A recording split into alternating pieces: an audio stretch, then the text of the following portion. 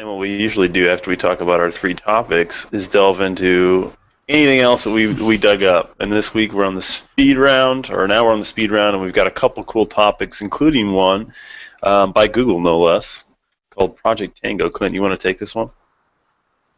Sure, I dug this up. This popped up in the news 2-3 days ago.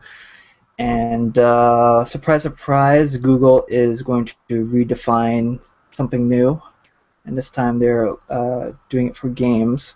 So we have this fellow here, if I can just find his name, Johnny Lee.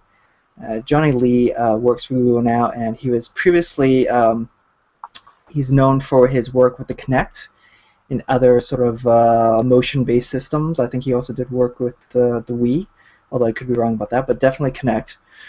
And yeah, he's doing some interesting work where it combines those motion-based systems with augmented reality. So we'll have a link in the show notes. I found this story via Kotaku, and then they have a pretty good summary of what's going on with the tech, and then they have a video there that really explains it fairly well. It's basically combining Google's know-how with, like location-based stuff, their topography or like maps, right? And then combining of augmented reality, and then you're essentially going to be using this your smartphone, for example, or whatever mobile device you have, to scan your surroundings, and then they're going to use that data to map a game world for you. So if you can just imagine the possibilities of having that sort of power as a game developer, and what kind of experiences you could experience as an end user, it's pretty interesting. And we could start making jokes about people just playing these games when they're walking the street and just falling in the manholes or something. But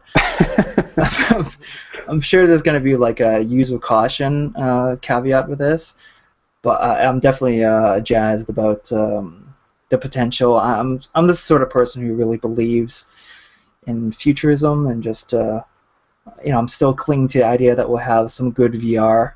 Someone's going to do something awesome with the Kinect 2.0, and we're going to have like some serious Johnny Mnemonic hijinks with the Xbox One sometime soon.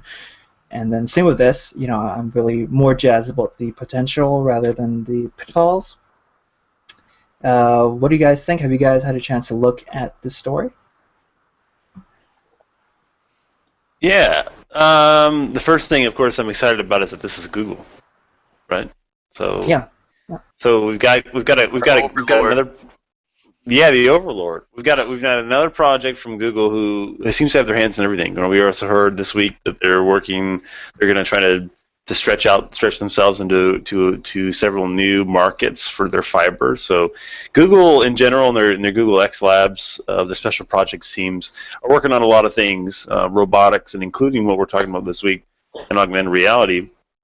I think it's interesting because they've kind of hinted at augmented reality in a variety of different products and services over the last couple of years. We've got their photospheres, which I think everybody here knows about the photospheres, where you take a completely 3D image that it's made composed of, I think, of 24 different images that you take, and you kind of at the very end it transposes them all together, and you have a virtual world in which the photo that you took.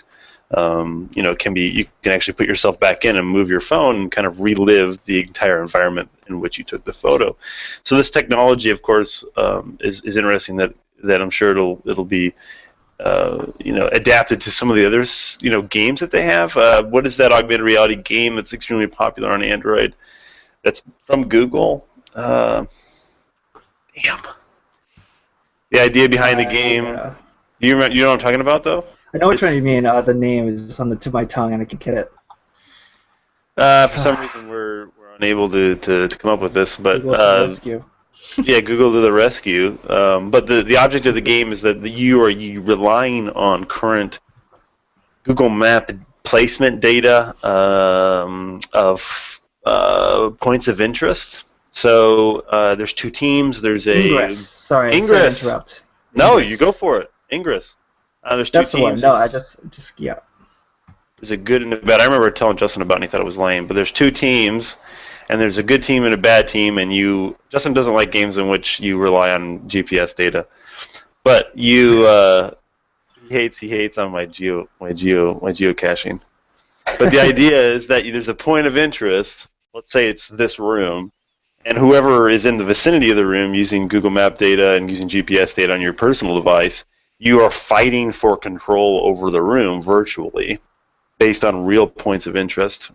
So maybe Statue of Liberty. There is actually one of those two teams controls Statue of Liberty, which is kind of interesting to think about that we're using a game in the 3D space. So using this tool to be able to, let's say, map your entire living room to decide whether or not a couch at IKEA is going to fit in your living room is pretty neat. What does Justin think? Go ahead, unload. Yeah, I think there's some really good practical applications. It's like you just mentioned. I agree with everything you guys have said. I don't really. You guys know more about this than I do, and I don't really have much more to add. Sorry. Well, I mean, I guess so. Let me pose this question this way. Do you think that augmented reality or even virtual reality, because we haven't really seen too many consumer products with augmented reality or virtual reality, do you think that has a place in video gaming in general? I mean, right now I find it still very gimmicky. Well, I mean, I think like things like Oculus Rift definitely will. I think that will take off well. Things where you actually have to be like walking around and moving around, like if you're playing a game on your phone, it's like, am I really gonna feel that I'm in like this world if I'm just looking at like this little screen and like I've got all these real world distractions all around me, and I'm like, oh, what's over here? It's kind of cool, but people don't want to do. Are people gonna do that out in public? Probably not that much. But I do think, like how you mentioned, measuring a room, stuff like that, that can be really useful. But I think, yeah, actually, like playing a game by walking around, it'll be fun for some, but I don't think it's going to be like the same as, like it won't appeal to a hardcore audience like Oculus Rift will. That's that's a valid point, but I guess the difference between an Oculus Rift and, let's say, this technology, let's say if it ever makes it to personal devices, is that there are more personal devices than there will be Oculus Rifts in production, right? So the potential audience could be bigger. Who knows? Remi, what do you think? Yeah, first of all, I'm a sucker for Google, and all the products and things they do, they're always like looking forward to, like put us a little bit closer to the future. That's why I love these guys. So maybe I guess I'm seeing this as a tool, not so much as a game. But a lot of these tools might seem gimmicky or weird at first until one developer just nails it, right? It doesn't have to be a game built around this thing, but it could be like just a little bit of a mechanic, and that just completely changes the way we play games. There are a couple of tools like this I've seen, and I guess the thing with the Oculus Rift is that it's built strictly for gaming, and the entire idea is revolved around gaming, so that's more like appealing, probably. But yeah, as you mentioned, a lot of people, pretty much everyone in the world has a phone, right, or a smartphone. So that will definitely open a lot of possibilities for not only gaming, but apps and things like that. And yeah, I'm excited about it. In Google we trust, right? That's a good point, Remi. I was thinking of like, isn't it with like a 3DS you can do those like? Oh yeah. It can track like where you are, and if someone else has a 3DS next to you, and so like if you have certain games you can kind of have like interactions, passive interactions, so like you're not really doing anything, but you know, it's like something happens even though you're not really interacting with it. It'll just automatically activate like some sort of battle or whatever. And so things like people, you know, like even, you know, like more hardcore players seem to kind of like enjoy that as well.